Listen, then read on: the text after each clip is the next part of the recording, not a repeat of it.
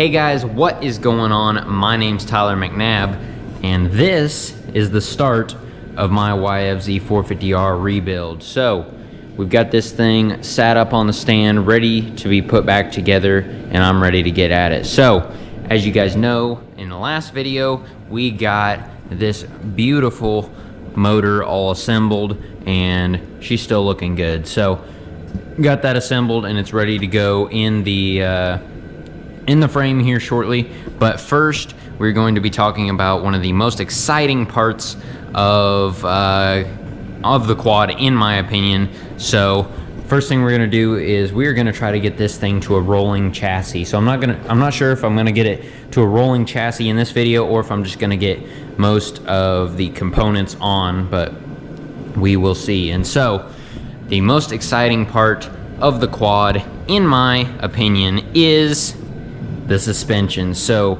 we have a beautiful new suspension setup ready to go for this YFZ. And so first thing we're going to start off with is one of my sponsors this year, continued over from last year, is Hauser Racing. So here we have some Hauser long travel XC width A-arms for the YFZ450R. These are for the regular YFZ spindles. You can also get them for LTR spindles, just for a little better handling. I chose to go with the YFZ ones for now, just because I didn't want to spend the money on the LTR spindles yet, but at some point we may switch over to those. So we have that.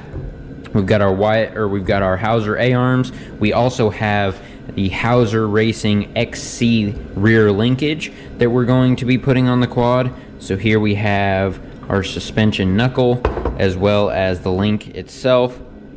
So we got both of those. And then one of the coolest parts we have here is brand new shocks for the front of this thing. So what these are a Fox Springer shock made custom by B&R Motorsports. So I picked up B&R Motorsports as one of my sponsors for this year, and they build these shocks custom. So they order some Fox parts. Don't quote me on this, I'm not 100%, but I think these are very similar to like a Fox float. Like a lot of these parts are similar to what's in a Fox float, but then they've converted them to a spring shock. So a lot of people really like these. A lot of people are running them nowadays. I mean, they've got to be a decent shock. Walker Fowler's running them. A lot of those guys up front. I know Josh Merritt runs them. I'm trying to think of some of the other guys that run them. Ronnie Rush, some different XE1 guys, and then a lot of the local guys, and then just lower guys in the classes as well. So these are a great shock. I've heard really good things about them, and they're fairly comparable in price to like Custom Axis, which is another one of the best brands on the market right now. And so I was able to pick up B&R as a sponsor this year, so I decided to go with the B&R Springer shocks. So these are triple rate shocks. They have dual compression adjustment, so we have high and low speed compression adjustment, as well as rebound adjustment down here on the bottom of the shock. So these are triple adjustable, triple rate shocks, and I am very excited to try these out, because really I had kind of those cheaper Elkas on the 400 when I first bought it.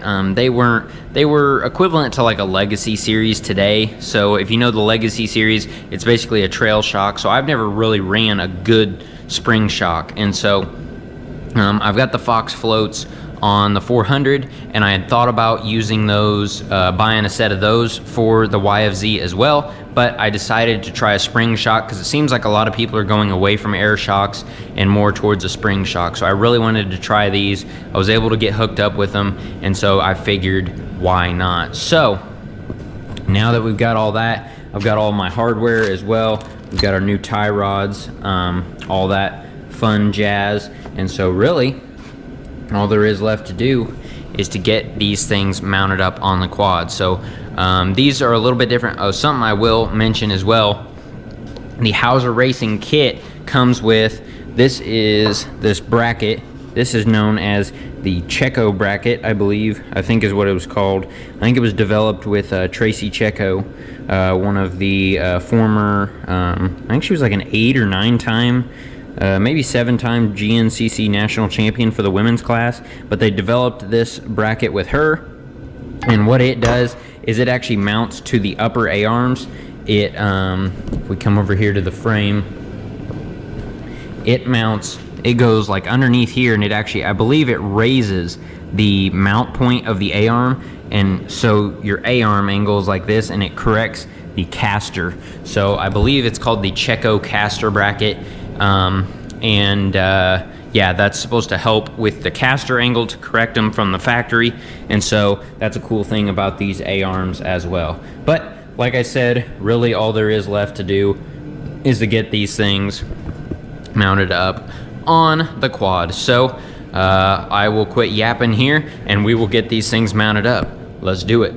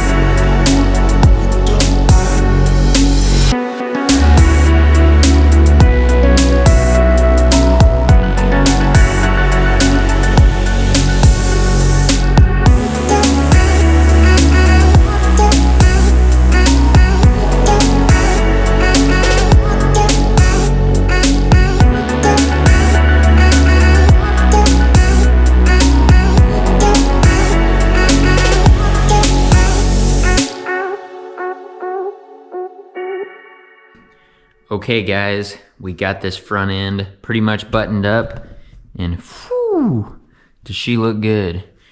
So like I said, we got our beautiful Hauser Racing long travel A-arms. I also vapor blasted the hubs and spindles. Man, those things turned out sweet. They look brand new again. That black powder coat shines really well, and then man, these shocks. That bronze coating makes them look really nice. And then, of course, just some nice black powder coated springs, and then I've seen them with different colored springs on the bottom. Looks like they sent them to me with blue, and that's a pretty good looking color, kind of a navy blue. Looks pretty sweet. But we got the front end all buttoned up, got our tie rods on as well. I'm gonna have to go through and do some adjustments here later. Probably whenever I do it, I'll talk a little bit more about it. But these are pretty cool. They've got this sly cast system that you can adjust your caster really easy. So that's pretty cool. And then once I have the quad pretty much fully together, I'll go through, I'll do my camber adjustments, I'll do my toe, all that good stuff, my caster. Yeah, once the quad is more complete. But for right now, we got that all buttoned up. Next thing I'm going to work on is the rear end. So unfortunately, I don't have my rear shock right now.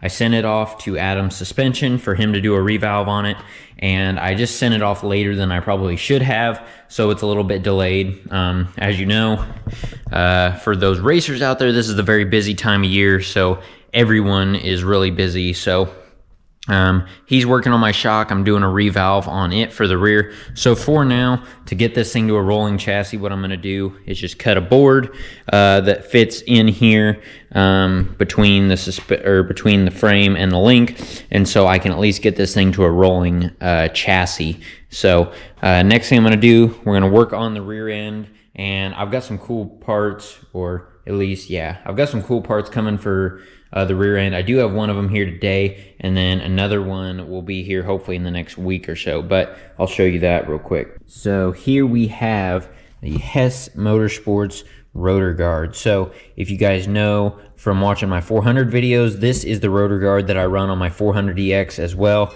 It's a nice big piece of billet aluminum, and it is held up great on my 400, so I wanted the exact same thing on my YFZ. So the reason I really like these is because they don't mount to the bottom of the swing arm. And some people don't like these because they say you can damage the carrier. I've never done that, but that's what they include this for. This is what's known as their Pro Block. So it bolts to the bottom of the swing arm on one of the skid plate mounts, and then this bolt right here goes through this slot to kind of keep the pressure off of the carrier and put a little bit more pressure on the swing arm itself. So that's what I really like about these type of rotor guards, because then you don't have anything on the bottom of the swing arm sacrificing any sort of ground clearance. And you may be telling me, well, Tyler, they make super low profile ones, and I've seen those, but I just really prefer not to run any sort of skid like that, because I could tell a huge difference on my 400 versus when I raced my dad's 450. So this thing has one of the poly rotor guards that mounts on the bottom, and it seemed like I was getting hung up so much easier on this thing than I ever did on my 400. And I mean, it may only be a half-inch difference of ground clearance, but it just seemed like it made that much more difference. So my 400 does sit a little bit higher too compared to the 450, so that does have a little bit to do with it. But I just, like I said, I'm a fan of these type of rotor guards, and so that's what I'm going with. Also, the thing I'm waiting on is a sprocket guard, and I'm very, very excited for those sprocket guards because you guys may enjoy those as well too. So I will get more into that once those show up. But anyway, I'm gonna go ahead, try to get this rear end together, and get this thing to a rolling chassis by the end of the video. So let's quit yapping here and let's get into it. Also forgot to mention that I got me a brand new billet Lone Star carrier as well. So that's another new part for the rear end of this thing. Let's get it together.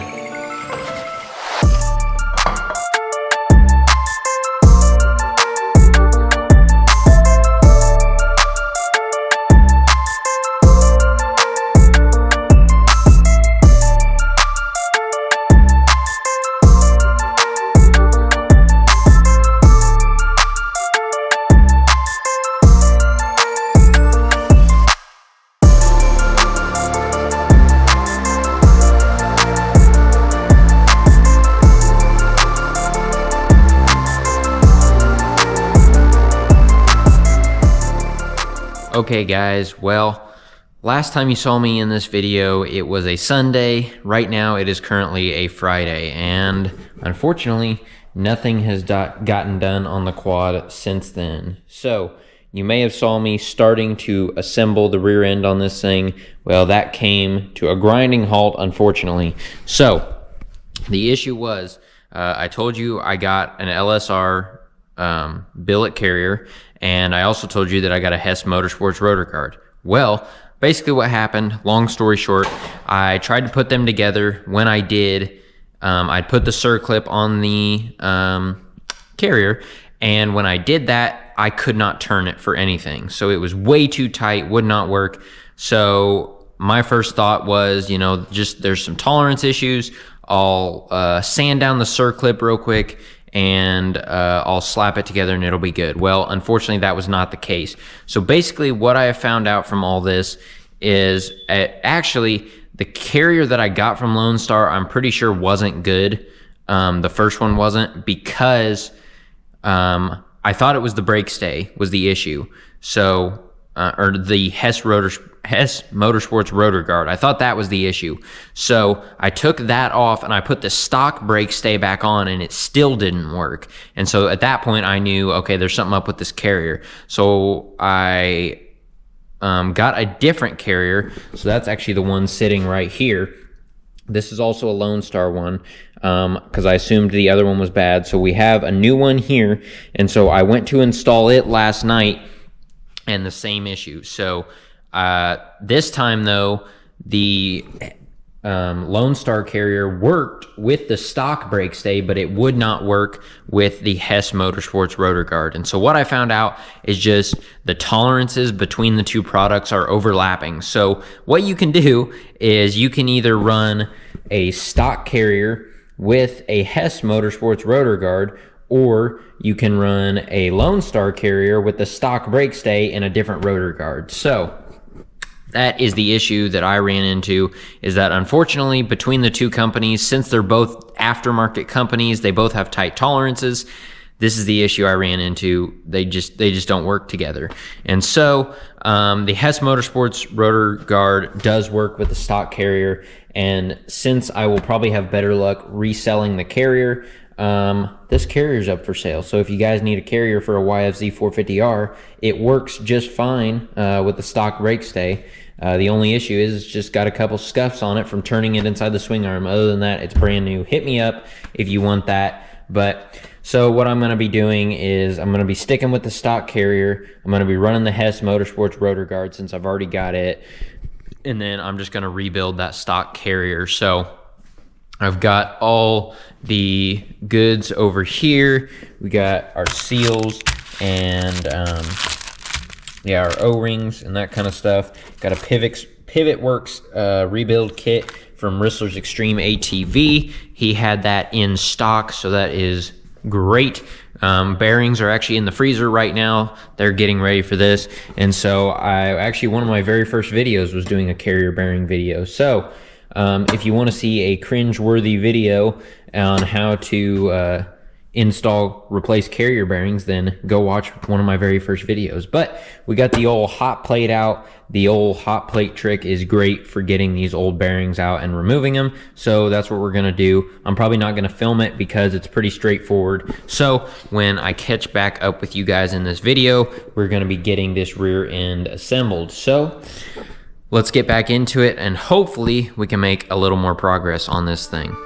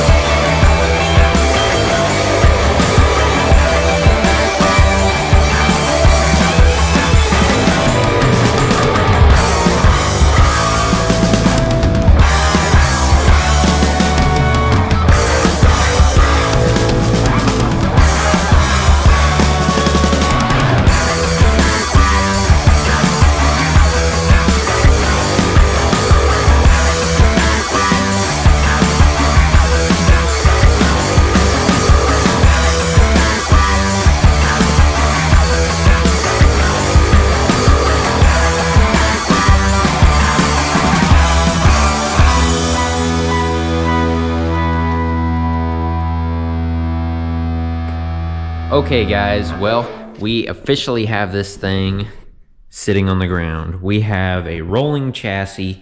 Right now, I've still got the Gold Speed bead locks on it.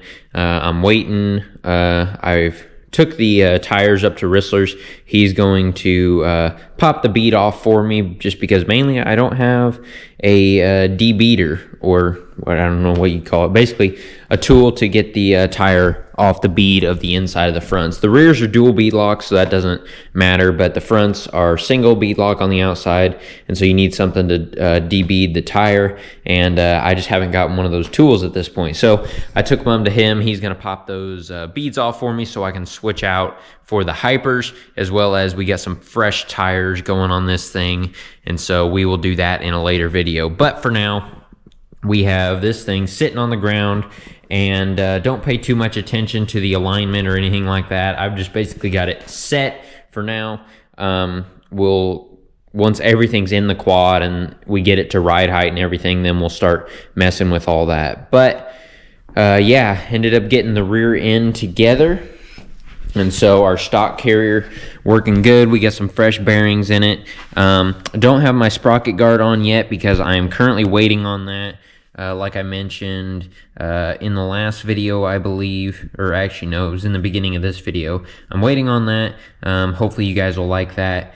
But so that is not installed. I haven't installed the rear brake caliper yet. I'm going to do that a little later on. But other than that, the rear end is buttoned up, ready to go. Carrier is moving like it is supposed to, so that's all good there. But yeah, sorry, there wasn't a whole lot of content in this video. Not a whole lot got done, but it's just, this stuff takes time, unfortunately. If you guys have ever done a quad build, that's just how it is. So I think this ended up being a pretty good sized video. Not too short, not too long. So hopefully you guys enjoyed it. And yeah, man, geez, these B&R Springers, man, I'm a big fan of bronze, so these just really set the bar high. I love the color bronze. So those shocks paired with these nicely powder coated Hauser long travel A-arms, this thing is going to be functioning good. So anyway, hopefully I will get my rear shock back here soon and we can get this thing ready to go. But for now, we are going to get ready for the next video, and you guys are going to want to tune in because that engine right there is going in that quad right there. So we're going to get the engine in there for the next video. So make sure you guys hang around, tune in for that, and continue this build series. So hopefully you guys enjoyed installing the suspension as well as the rear end, getting this thing to a rolling chassis. I really do appreciate you guys coming and watching the videos, and I'm really excited to get this thing built and ready for the 2023 season. So once again, thanks for watching. I really do appreciate it, and I'll see you in the next one.